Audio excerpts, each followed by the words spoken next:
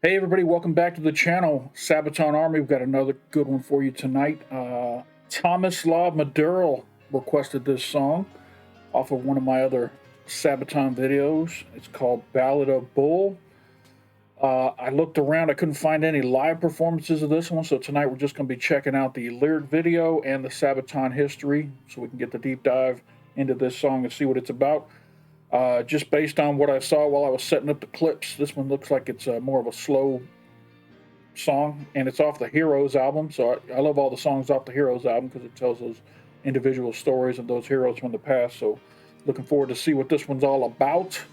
If you guys are enjoying my deep dive into these Sabaton songs, give me a like down below. It helps out the channel a lot, and I appreciate it. And if you haven't already subscribed, hit that big red button below. Thank you to all my subscribers so far. We just crossed 4,000 subscribers. That's a major milestone for the channel. So, pat myself on the back. All right, so I couldn't do it without you guys, though. So appreciate all the subscribers. Thanks for helping this channel grow. That's all I got for right now. We're going to jump into Ballad of the Bull and see what this song is all about. This is Ballad of the Bull by Sabaton.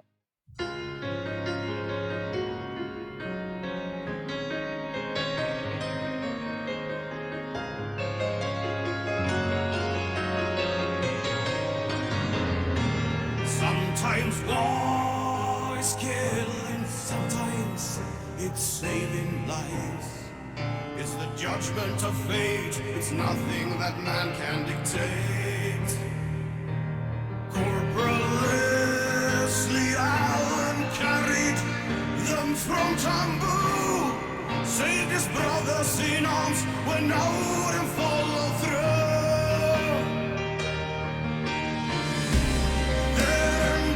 Again, Bull just carried on.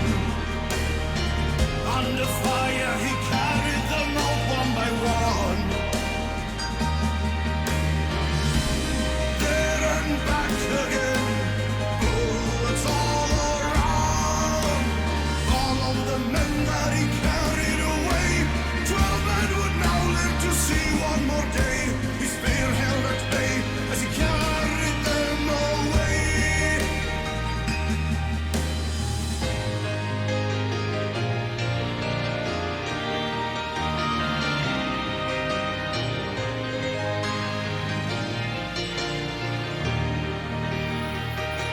Sometimes war is killing, sometimes it's saving lives. From Australia's shore, Bull Allen went to war. Sometimes war is saving, sometimes it's taking lives. Thanks to one single man, a dozen more survives. Again, Bull just carried on. Under fire, he carried them out one by one. There and back again, bullets all around. All of the men that he carried away, 12 men would now live to see one more day. His spear held at bay as he carried them away. Return from a war ain't not bad, yet the world knows the story. Others return, unwilling to brag, alive and humble at heart. No, and back again, Bull just carried on. Under fire, he carried them out one by one.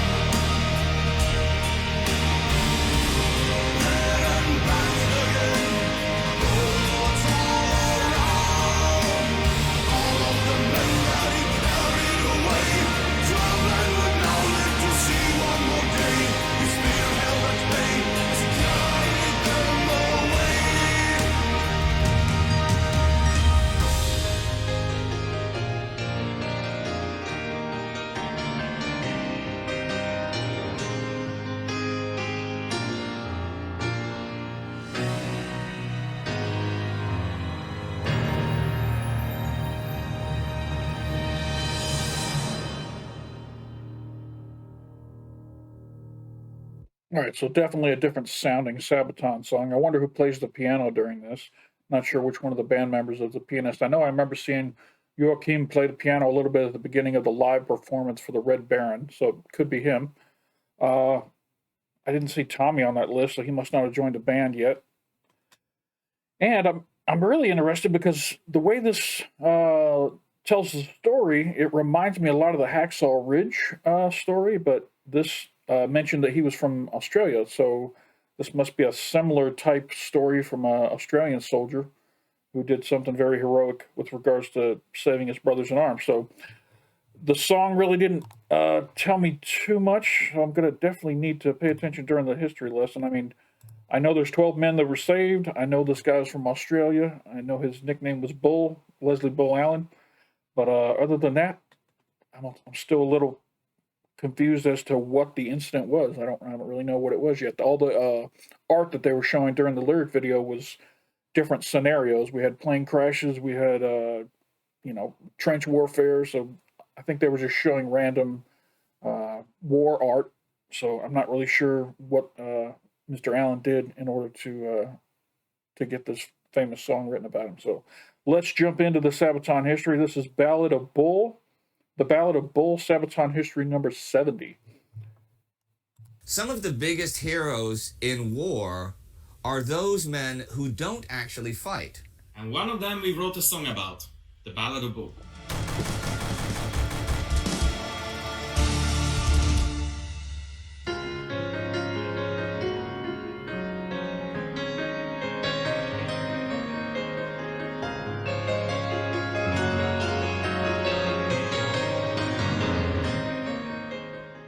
Born in 1916, Leslie Allen had a tough time growing up in Ballarat in Victoria, Australia.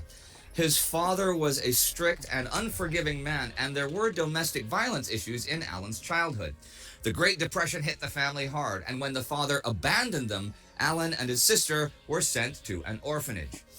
The work on the farm of the orphanage, however, gave Allen not only an eventual trade, but also steeled his body, and that hard physical work paid off, for his main hobby was Australian football, and he earned his nickname Bull from his technique of simply rushing over the other players.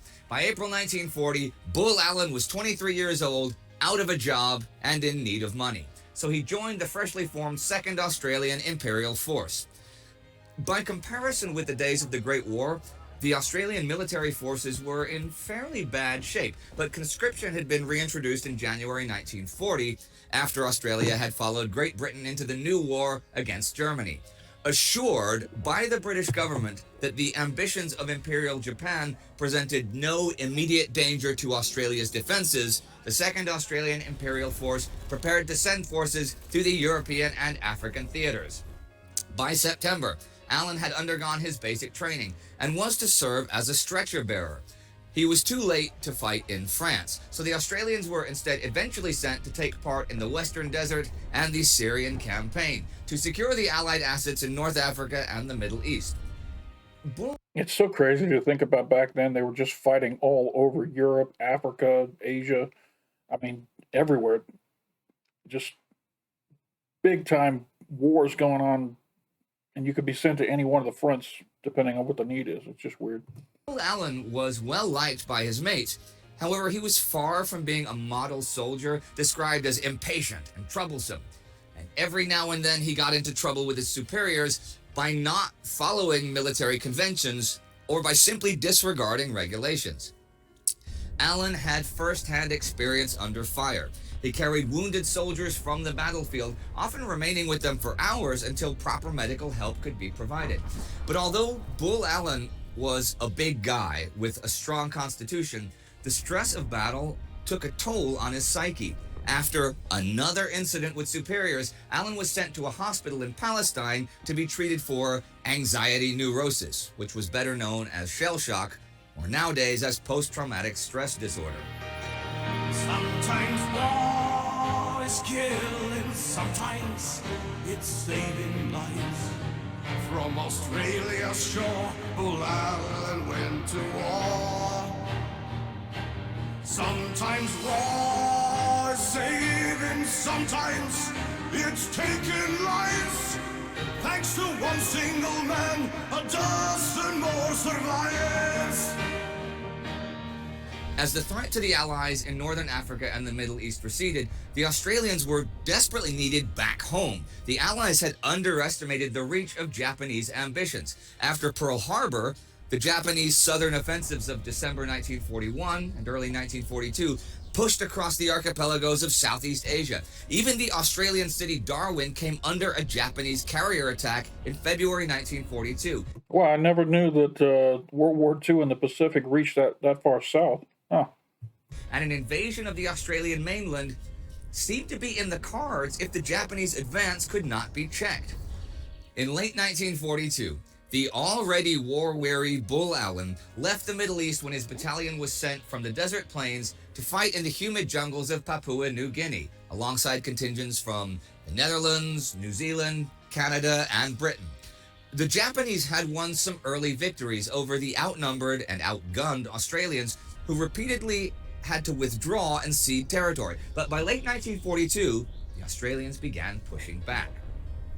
The war along the Kokoda Trail was fought over treacherous terrain in a murderous climate. Waist-high kunai grass and dense undergrowth hampered movement, while the thick tree canopies blocked out the sunlight. Steep razorback ridges crisscrossed the jungle, and muddy swamps engulfed whole large areas. This was no place for grand maneuvers or big flanking operations, but a place for small groups of heavily armed men fighting for each position and dugout.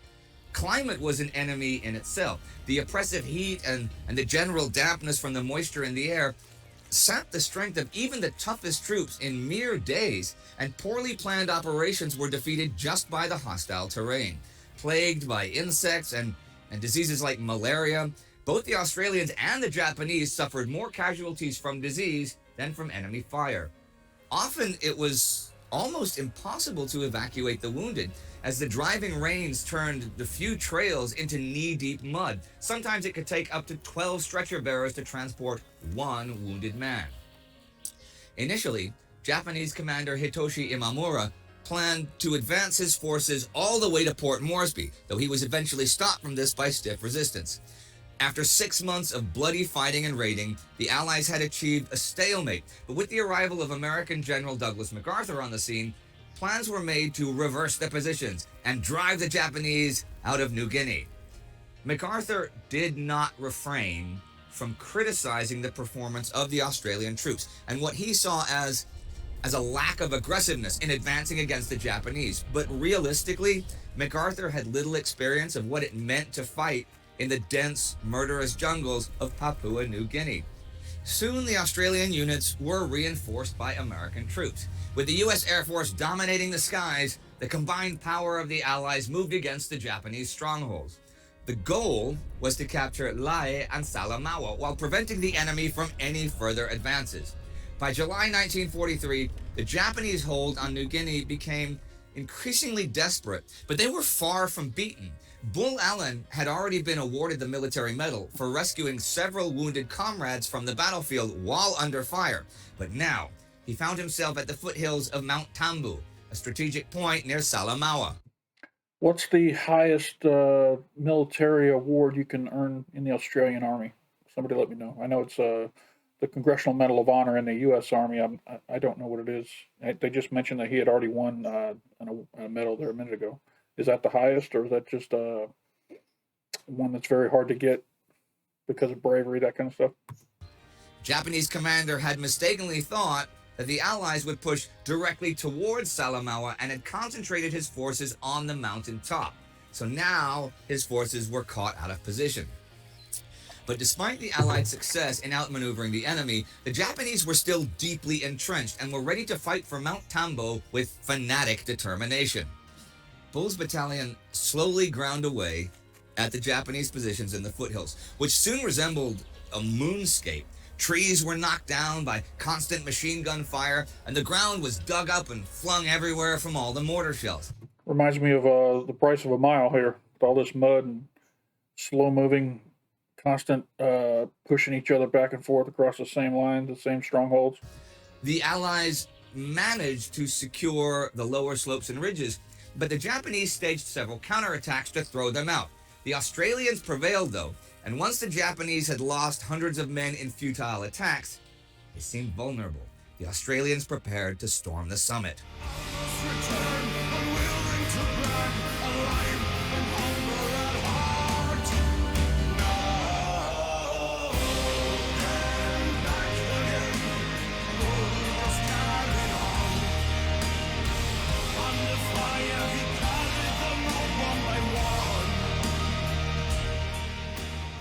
On July 24th, they advanced, but they were repulsed by the Japanese and took heavy casualties. High command still wanted that mountaintop taken, and another assault was planned for July 30th. This time they would send in an American battalion. As the Americans headed up the slopes, Bull Allen and the other stretcher bearers, as well as Australian mortar crews, were to stand by and offer assistance if called upon. The Americans attacked, but like the Australians, ran into entrenched Japanese defenders with machine guns and mortars. Casualties were heavy, and the wounded soon littered the field. Allen watched as the wounded cried for help. 2 American medics were shot right in front of his crew by Japanese snipers, so without receiving any orders to do so, Bull Allen stepped forward and ran up the muddy hill and into the chaos of the battlefield. Soon after, he came back down the mountain with a wounded soldier on his back. Already, this was a feat of major courage, but Allen did not stop and ran back once more. And once more after that. Time and time again, he came down the mountain, struggling down the narrow gully of the trail with yet another wounded man on his back. Then he set off again towards the sounds of battle. Reminds me of that scene in Forrest Gump where he keeps trying to go back in and find Bubba, but he keeps finding other people and taking them out. Wonder if that was loosely based on this. Supposedly, the other men made bets whether Allen would return another time. His luck had to run out at some point, and yet return he did. The American soldiers described him as a godsend. It was like Allen had some sort of aura of invincibility around him. Calm and seemingly unconcerned for what was going on around him, he just focused on getting the wounded from the battlefield. 12 times Bull Allen went into the fray, and 12 times Bull Allen returned with a wounded soldier on his shoulders. He finally stopped because his body could go on no longer. His sleeves, his trousers, his hat were all in tatters, riddled by bullets and shrapnel, but miraculously, Bull Allen came out untouched.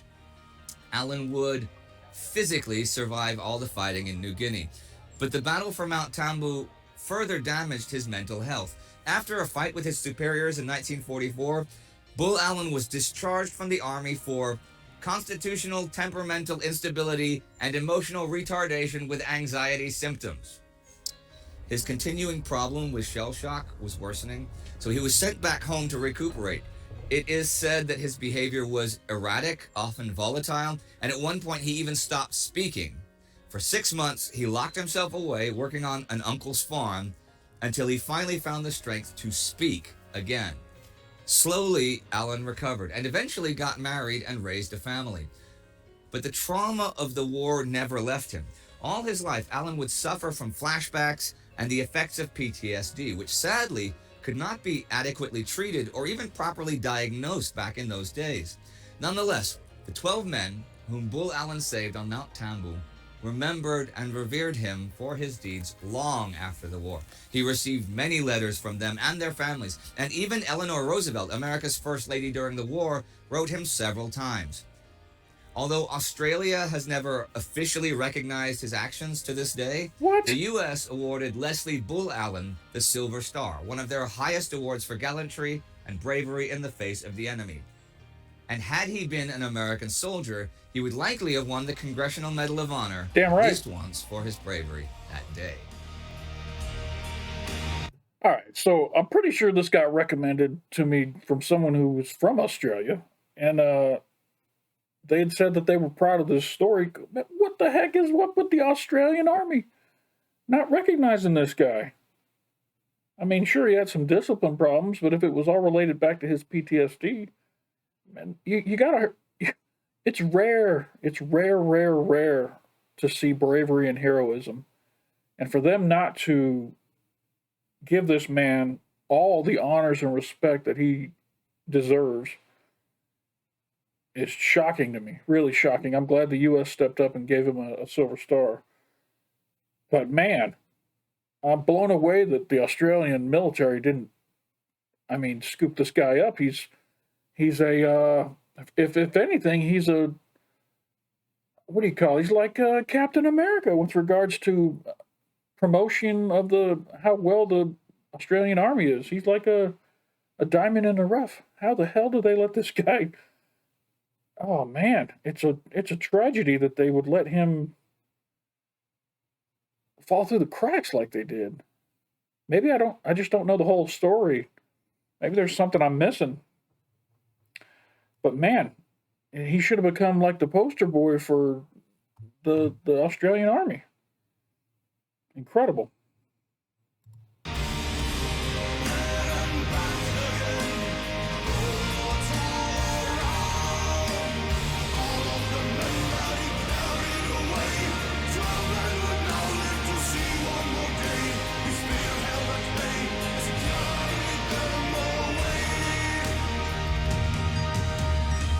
Well, this is an interesting song for me, Per, not just musically and historically. It's because, unlike most of your songs, I did not know the story of this until I heard the song and knew the song. I mean, I knew about Audie Murphy before I knew who Sabaton was, things like that. But I didn't know this, so this was a fairly new story for me. So how did it come about that you wrote just this song? It's a bit odd song. I mean, Joachim started to write this on tour. He was playing it, and I was really convinced that it has a big potential, but it's a bit. We didn't know how we would orchestrate this song at all. For this, we asked a couple of good friends of us, and two guys from our hometown, Daniel and Philip. We have been doing a couple of things together over the years, and Daniel was actually playing keyboards in Sabaton a long time ago. They had some ideas about how to orchestrate it in a way of making it more like a ballad and an anthem than a proper metal song. And we thought, okay, could be interesting. And when the song was ready, it was really difficult for us to find any topic for it. We said, we need a heroic topic, but it needs to be something that is not really connected to war, because it doesn't carry that feeling. So after doing a lot of research about like peaceful heroes or non-fighting heroes in war, we came with Leslie Allen, that the song is about, and we like the story a lot, and it fitted so well into the lyrics.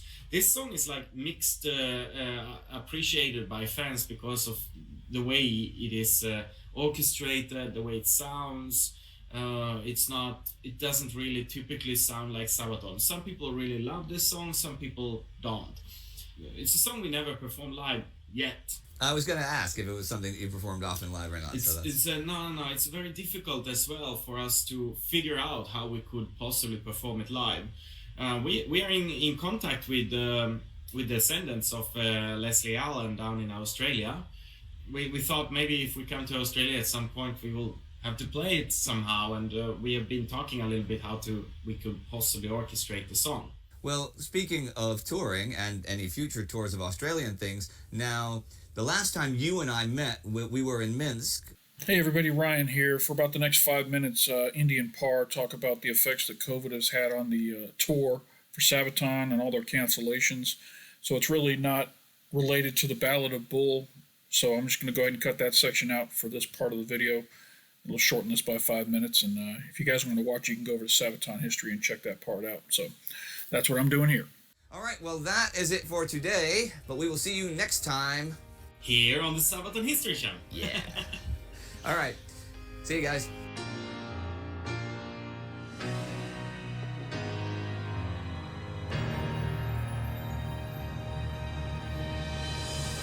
Thank you everybody for watching, and thank you everybody for supporting. And those who don't do it, click the bell, subscribe, and become a patron. Thank you very much. All right. As I've always said in the past, if you can only afford to support one Patreon channel, support Sabatons. I'd rather you support them than support me. If you got lots of money though, and you can support 2 channels, hey, we got a Patreon. There's a link up here in the corner. You could come over and join it. This was a really good one. It's kind of one of those songs that I believe would slip under the radar if someone hadn't requested it from me. As Par talked about there, it's hard. They haven't even performed this live yet, so this is kind of one of those B-sides that's on the album that doesn't get a lot of attention. So I'm really glad that it was brought to my attention so I could check it out. What a story, man. Leslie Bull Allen. I'm still kind of shocked that Australia didn't take care of this guy the way that he should have been taken care of. I got to be missing something out of this story as to why they let him go like they did. I don't know. Maybe it's just because he wasn't the model soldier. He had a lot of disciplinary problems. But hey, that's part of what you got to deal with post-traumatic stress and all that kind of stuff. So, oh man, this was a good one. I appreciate it. If you guys enjoyed this, hey, give me a like down below. It doesn't cost you anything, and it helps the channel out quite a bit, and I thank you for it very much. I appreciate everybody's comments and all the new subscribers, getting us up over 4,000. Now we're on the march to 5,000. That'll be a big one. Heck, I might have to do a live when we get to 5,000 and just hang out with you guys and chit-chat a little bit once we get to the 5,000 mark. So looking forward to that uphill battle. And that's all I got for today. Appreciate the Bull Allen story, and appreciate you stopping by. Don't forget to come on back.